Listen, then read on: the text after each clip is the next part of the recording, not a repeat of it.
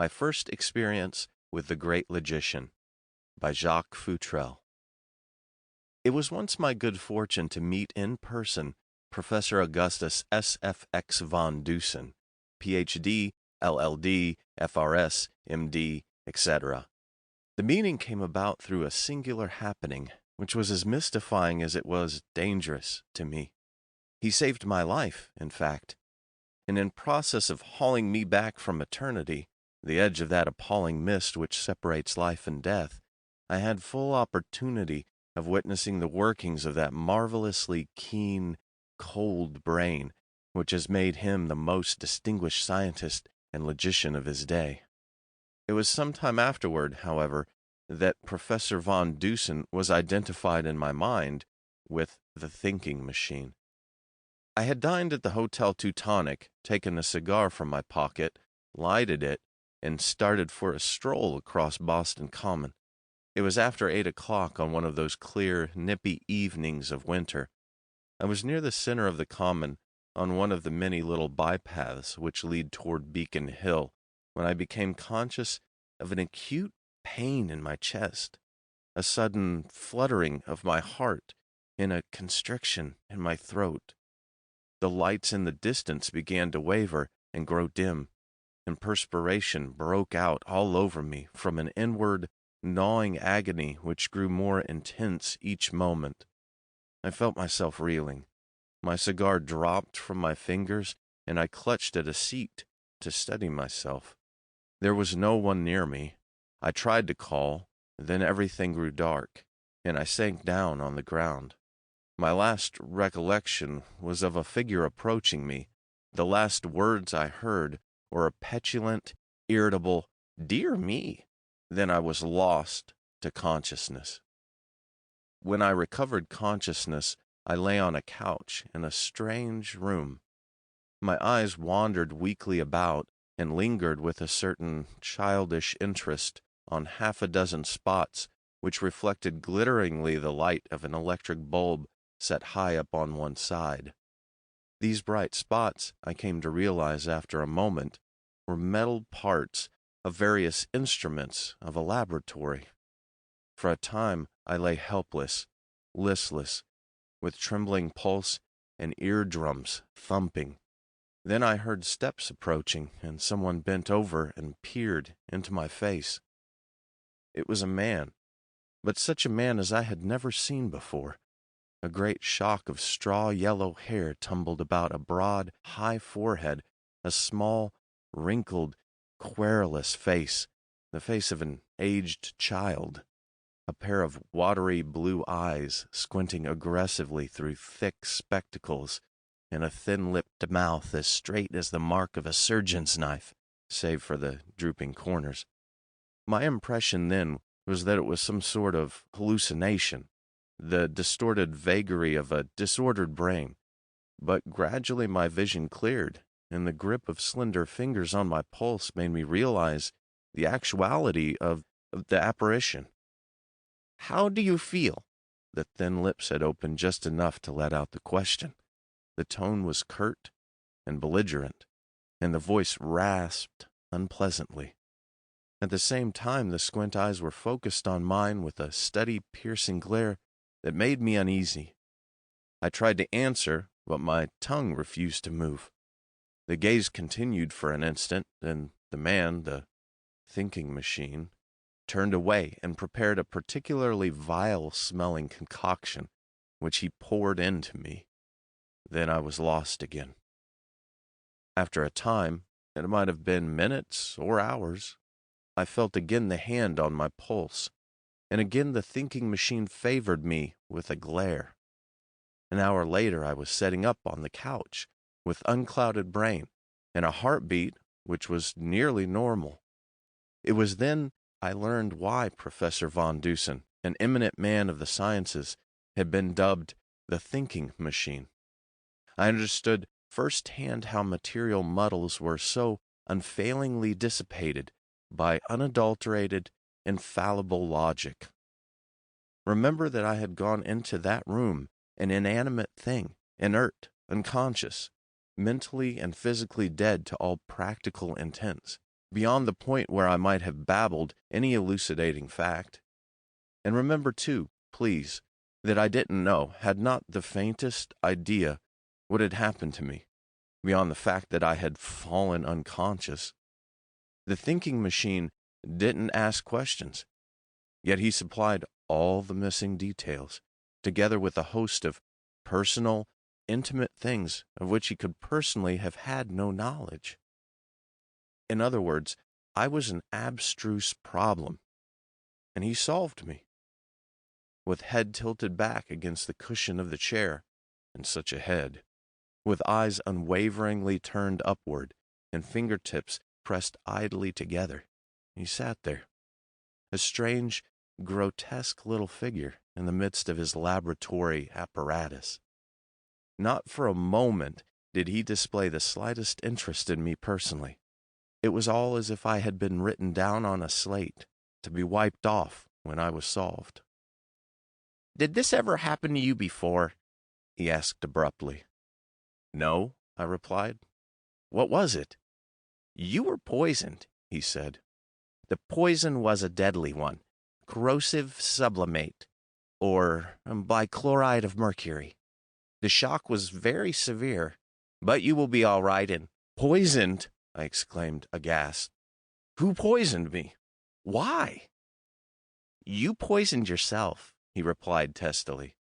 "It was your own carelessness. 9 out of 10 persons handle poison as if it was candy, and you are like all the rest." "But I couldn't have poisoned myself," I protested. "Why, I have had no occasion to handle poisons, not for I don't know how long." "I do know," he said.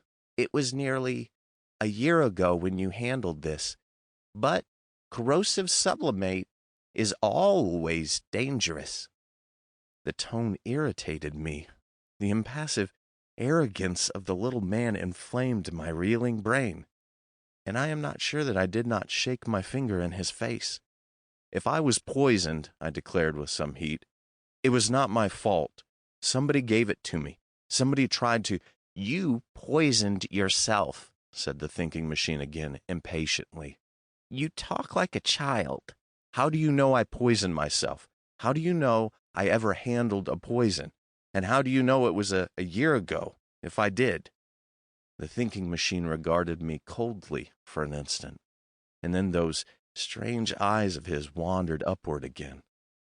"I know those things," he said, "just as I know your name, address, and profession from cards I found in your pockets, just as I know you smoke from half a dozen cigars on you, just as I know that you are wearing those clothes for the first time this winter, just as I know you lost your wife within a few months, that you kept house then, and that your house was infested with insects.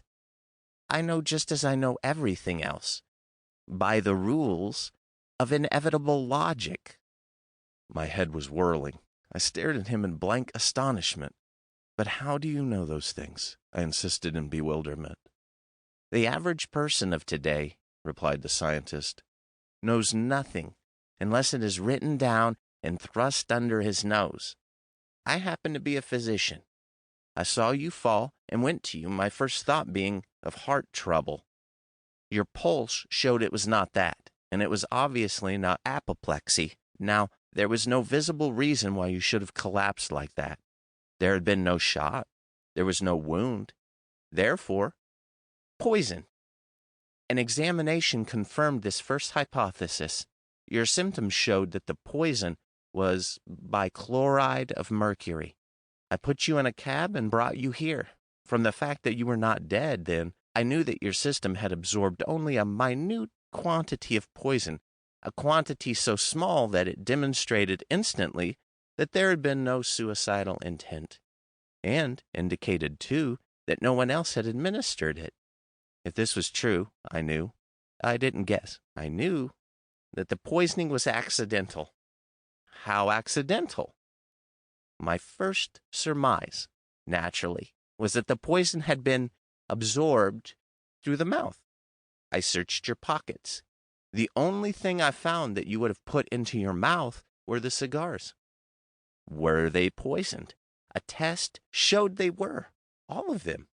With intent to kill? No, not enough poison was used. Was the poison a part of the gum used to bind the cigar? Possible, of course, but not probable. Then what? He lowered his eyes and squinted at me suddenly, aggressively. I shook my head and, as an afterthought, closed my gaping mouth. Perhaps you carried corrosive sublimate in your pocket. I didn't find any, but perhaps you once carried it. I tore out the coat pocket in which I found the cigars and subjected it to the test. At some time, there had been corrosive sublimate, in the form of powder or crystals, in the pocket, and in some manner, perhaps because of an imperfection in the package, a minute quantity was loose in your pocket. Here was an answer to every question, and more. Here was how the cigars were poisoned, and in combination with the tailor's tag inside your pocket, a short history of your life. Briefly, it was like this. Once you had corrosive sublimate in your pocket. For what purpose? First thought, to rid your home of insects. Second thought, if you were boarding, married or unmarried, the task of getting rid of the insects would have been left to the servant, and this would possibly have been the case if you had been living at home. So I assumed for the instant that you were keeping house, and if keeping house, you were married. You bought the poison for use in your own house. Now, without an effort, naturally, I had you married and keeping house. Then what? The tailor's tag with your name and the date your clothing was made. 1 year and 3 months ago. It is winter clothing. If you had worn it since the poison was loose in your pocket, the thing that happened to you tonight would have happened to you before. But it never happened before. Therefore, I assumed that you had the poison early last spring, when insects began to be troublesome, and immediately after that, you laid away the suit until this winter. I know you are wearing the suit for the first time this winter, because, again, this thing has not happened before, and because, too, of the faint odor of mothballs. A band of crepe on your hat, the picture of a young woman in your watch, and the fact that you are now living at your club, as your bill for last month shows, establish beyond doubt that you are a widower. It's perfectly miraculous, I exclaimed. Logic, logic, logic, snapped the irritable little scientist. You are a lawyer. You ought to know the correlation of facts. You ought to know that 2 and 2 make 4. Not sometimes, but all the time. End of My First Experience with the Great Logician by Jacques Futrelle.